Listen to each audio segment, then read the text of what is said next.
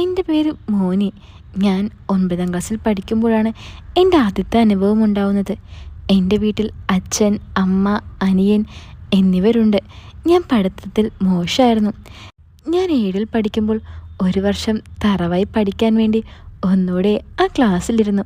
പിന്നെ എങ്ങനെയെങ്കിലും എന്നെ 10th കഴിയാൻ എന്നെ ട്യൂഷൻ അയക്കാൻ തീരുമാനിച്ചു. എൻ്റെ വീടിൻ്റെ അടുത്തായിരുന്നു ട്യൂഷൻ. എന്നെ പഠിപ്പിക്കുന്നത് ഒരു ചേച്ചിയായിരുന്നു. ചേച്ചിയുടെ പേര് സ്മിത. ചേച്ചിയെ കണ്ടാൽ ആരുടെയും ആള് തല പൊക്കി എഴുന്നേൽക്കും. സുന്ദരിയായിരുന്നു ചേച്ചി. ചേച്ചിക്ക് 23 വയസ്സുണ്ട്. ചേച്ചിയുടെ അച്ഛൻ ഗൾഫിലാണ്. ഇനി കഥാനായികയെക്കുറിച്ച് പറയാം. അത് വേറെ ആരും അല്ല, ചേച്ചിയുടെ അമ്മ. പേര് ഗിരിജ. അമ്മയും മോളും ഒരുമിച്ച് റോട്ടിൽ കൂടി പോകുമ്പോൾ ചേച്ചിയും അനുജത്തിയുമാണെന്ന് നാട്ടുകാർ പറയുന്നേ. അങ്ങനെ ഒരു ദിവസം ഞാൻ ട്യൂഷന് പോയി. ചേച്ചിയുടെ റൂമിലാണ് ട്യൂഷൻ പഠിപ്പിക്കുന്നത്. ചേച്ചി ചുരിദാറാണ് ധരിക്കാറ്. ചേച്ചിയെ ഞാൻ നന്നായി ശ്രദ്ധിക്കാറുണ്ട്. ചേച്ചി അടുത്ത് വരുമ്പോൾ നല്ല ഷാമ്പുവിൻ്റെ മണം ഉണ്ടാകാറുണ്ട്. എൻ്റെ അടുത്ത് തന്നെയാണ് ചേച്ചി ഇരിക്കാറ്. ട്യൂഷനെല്ലാം കഴിഞ്ഞ് വീട്ടിൽ ചെല്ലുമ്പോൾ ഞാൻ ചേച്ചിയെ ഓർത്ത് ഒന്ന് കൊടുക്കാറുമുണ്ട്. പിന്നെ ഗിരിജ ആൻറ്റിക്ക് എന്നോട് വല്ലാത്ത സ്നേഹമാണ്. ആൻറ്റിക്ക് ആൺമക്കളില്ലാത്തത് കൊണ്ടാവും എന്ന് ഞാൻ വിചാരിച്ചു. എൻ്റെ കവിളിലും തലയിലുമൊക്കെ സ്നേഹത്തോടെ തടയുകയും എനിക്കെന്നും എന്തെങ്കിലുമൊക്കെ കഴിക്കാനും തരും. ചിലപ്പോഴൊക്കെ ചേച്ചി എന്നെ അടിക്കുന്നത് കണ്ട് ചേച്ചി വഴക്ക് പറയുന്നതും പതിവായിരുന്നു. അപ്പോൾ ചേച്ചി പറയും, അമ്മയാ ഈ ചെക്കനെ ചീത്താക്കുന്നത്. ചേച്ചിക്കും എൻ്റെ വീട്ടുകാർക്കുമൊക്കെ അറിയാം ഗിരിജാൻറ്റിക്ക് എന്നെ മോനെ പോലെ ഇഷ്ടമാണെന്ന്. ചിലപ്പോഴൊക്കെ ആൻറ്റി പറയുകയും ചെയ്യും, അതേടി അവൻ എൻ്റെ മകൻ തന്നെയാ. എൻ്റെ വീട്ടിലും എല്ലാവർക്കും അറിയാം ആൻറ്റിക്ക് എന്നെ ഒരു മകനോടുള്ള പോലെ ഇഷ്ടമാണെന്ന്. അങ്ങനെ ഞാൻ പഠിത്തത്തിൽ കുറച്ച് മെച്ചപ്പെടാൻ തുടങ്ങി. അങ്ങനെ ഞാൻ 8ലും 9ലും പാസ്സായി.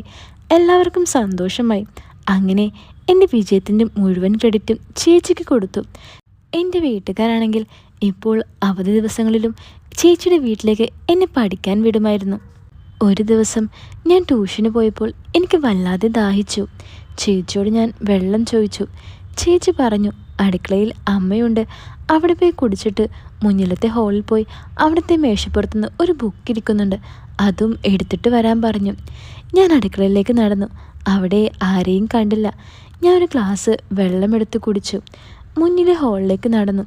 അവിടെ പോയി ബുക്ക് എടുത്ത് വരും വഴി ഗിരിജാൻ്റെ റൂമിൻ്റെ ഡോറ് കുറച്ച് തുറന്നു കിടക്കുന്നത് ഞാൻ കണ്ടു.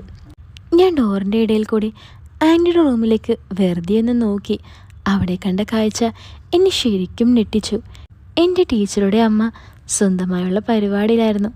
അത് കണ്ടതോടെ എൻ്റെ ആൾ തല പൊക്കി എഴുന്നേറ്റു. പെട്ടെന്ന് റൂമിൽ നിന്നും ചേച്ചിയുടെ വിളി വന്നു, മോനെ നീ അവിടെ എന്തെടുക്കുക, ഇങ്ങോട്ട് വാ. അത് കേട്ടപ്പോഴാണ് എനിക്ക് ബോധം നേരെ വീണത്. ചേച്ചിയുടെ ശബ്ദം കേട്ട് ആൻറ്റി ഡോറിലേക്ക് നോക്കിയപ്പോൾ എന്നെ കണ്ടു. പെട്ടെന്ന് ചേച്ചിയുടെ അമ്മ എല്ലാം നേരെയാക്കി. ഞാൻ ചേച്ചിയുടെ റൂമിലേക്ക് പോയി.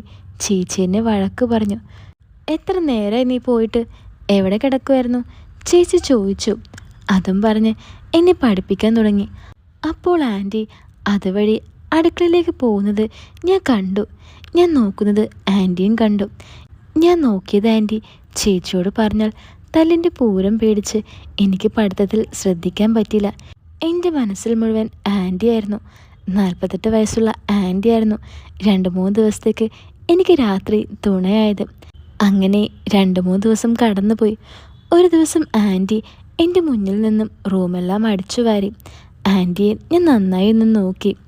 ഭാഗ്യം ചേച്ചിയോട് ആൻറ്റി ഇതുവരെ ഒന്നും പറഞ്ഞിട്ടില്ല എന്ന് എനിക്ക് മനസ്സിലായി.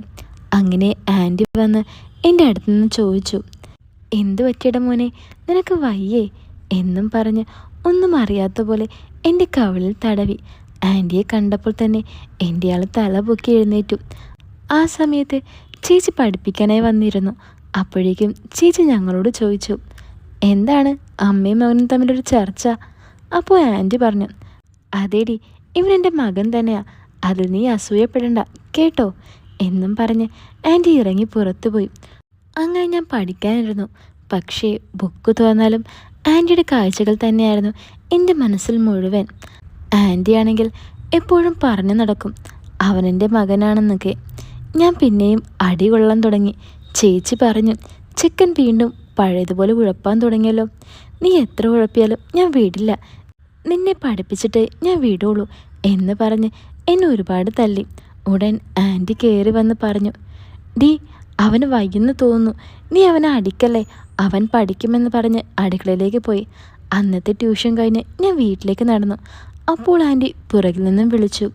ഞാൻ അകത്തേക്ക് കയറിയതും ആൻറ്റി എന്നെ കെട്ടിപ്പിടിച്ച് പറഞ്ഞു, മോനെ പോട്ടെ കേട്ടോ, നീ നന്നായി പഠിക്കാത്തതുകൊണ്ടല്ലേ ചേച്ചി അടിച്ചത്. ചേച്ചി അടിച്ചപ്പോഴുണ്ടായ വേദന എനിക്ക് മാറി സന്തോഷം തന്നു. അങ്ങനെ ആ സന്തോഷത്തിൽ ഞാൻ വേഗം വീട്ടിലേക്ക് ഓടി. നേരെ ബാത്റൂമിലേക്കാണ് ഞാൻ കയറിയത്. അതെന്തിനാന്ന് നിങ്ങൾക്ക് മനസ്സിലായി കാണില്ലേ? ഞാൻ ബാത്റൂമിൽ നിന്നും ഇറങ്ങിയപ്പോഴും അമ്മയും അച്ഛനും കൂടി തകർക്കുന്നു.